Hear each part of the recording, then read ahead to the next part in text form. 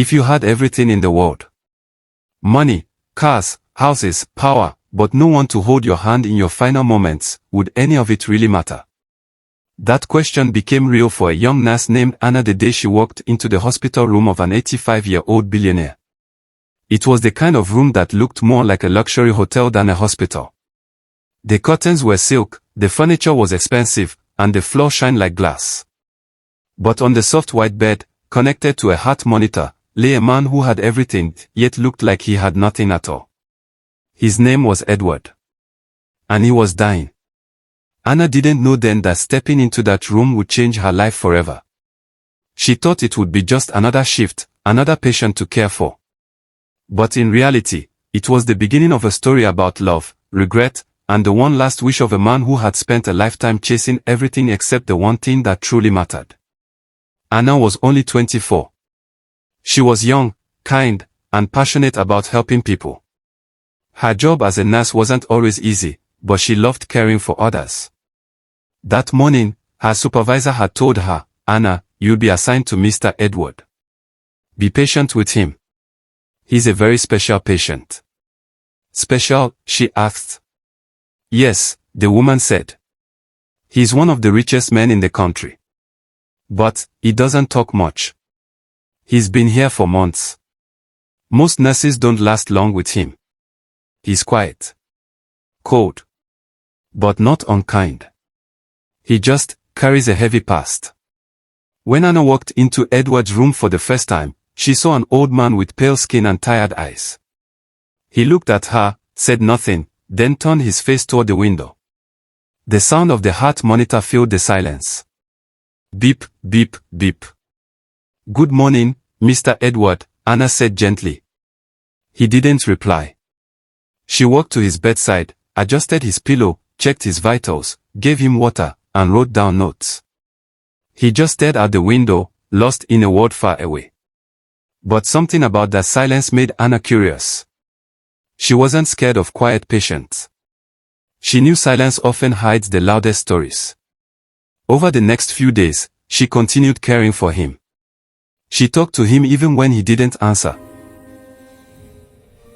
"How are you doing today, Mr. Edward?" She told him about her day, her dreams, her family. At first, his face stayed blank. But slowly, something began to change. One evening, while she was adjusting his foreline, he spoke for the first time. "Do you know what it feels like to have everything and still feel empty?" Anna paused. She wasn't expecting that. "No," she answered honestly. "But I can imagine it's painful." He gave a weak smile. Painful doesn't even describe it. From that night on, he began to talk more. Piece by piece, Edward started to open up. And what came out wasn't the story of a powerful man, but of a lonely man. He told Anna how he grew up poor in a small village. How he fell in love with a girl named Grace when he was young. How she made him feel alive in a way money never could. She was kind, beautiful, and full of life. But Edward's parents didn't approve of her because she was poor. They told him to choose love or success. And he made a choice that would haunt him for the rest of his life. He chose success. He left Grace behind and moved to the city. "I built companies, houses, and wealth," he said, his voice trembling. "But every night, I saw her face. I heard her laugh. I wondered what my life would have been if I had chosen her." Anna listened quietly. She could feel the weight of his regret. Then one night, as the rain tapped gently against the window, he whispered, "Before I die, I have one last wish. I want to find Grace. Or at least know what happened to her. I want to ask for her forgiveness. That's all I want." Anna looked at him. She could have kept her role simple, just a nurse doing her job. But something about the way he said it touched her heart. She nodded slowly and said, "I'll help you.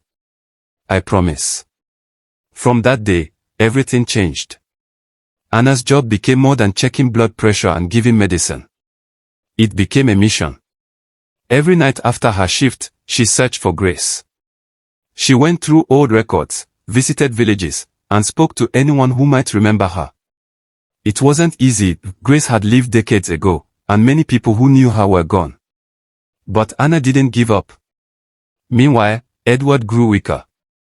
But every time Anna returned with even a tiny piece of information, a spark of life returned to his eyes.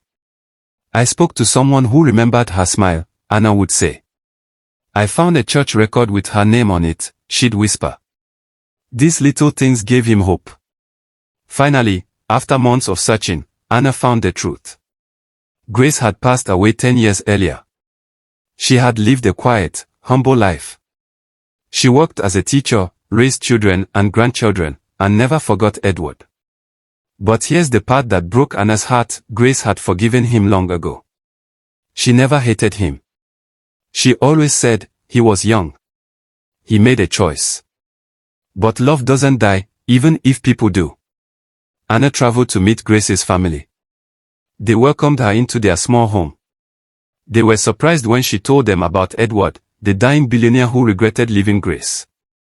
Grace's oldest daughter looked at Anna and said, "Mother never hated him. She used to smile whenever she talked about him. She forgave him a long time ago." Anna returned to the hospital that night with tears in her eyes. She sat beside Edward and held his hand gently. "She forgave you," Anna whispered. Edward's tired eyes slowly opened. What did you say?" "She forgave you, Edward. She never hated you. She loved you until the end." The old man's lips trembled. A single tear rolled down his cheek. "She forgave me," he whispered, as if those words were the air he needed to breathe. "I want to write her family a letter," he said. Anna brought paper and pen. He was weak, so she wrote while he spoke. His words came slowly, carefully, painfully. In the letter, he apologized. He told Grace's children how deeply he regretted his decision. He thanked Grace for forgiving him. And he promised to give part of his wealth to her grandchildren so they could have a better life. A week later, Grace's family came to the hospital. Edward was frail, but he insisted on seeing them. When they entered the room, silence filled the air. He looked at Grace's eldest daughter, his eyes wet with emotion. "I'm sorry," he whispered. "I should have chosen love. I should have chosen your mother." She held his hand and said softly, "She forgave you a long time ago. And so do we." Something broke inside him that day, but it wasn't pain. It was the wall he had built around his heart. For the first time in decades, Edward felt at peace. Over the next few days, Grace's family visited often. They shared stories, laughter, and tears. Edward told them about the young woman he once loved and how her smile changed his life. They told him about the woman she became, strong, kind, and forgiving. Anna watched all this quietly, her heart full. Then one quiet night, while the moonlight shined softly through the window, Edward took his final breath. Anna was holding his hand. Grace's family was around him. He didn't die alone. He died with peace in his heart. In his will, Edward left a large part of his fortune to Grace's grandchildren. He wanted them to have the opportunities he had once chased at the cost of love. He also left a letter for Anna. It said, "You gave me more than medicine. You gave me forgiveness. You gave me peace. Thank you for helping me find what I lost a long time ago." Anna cried when she read it. She knew she would never forget him. Years passed, and Anna stayed close to Grace's family. She watched the grandchildren grow with the help Edward had given them.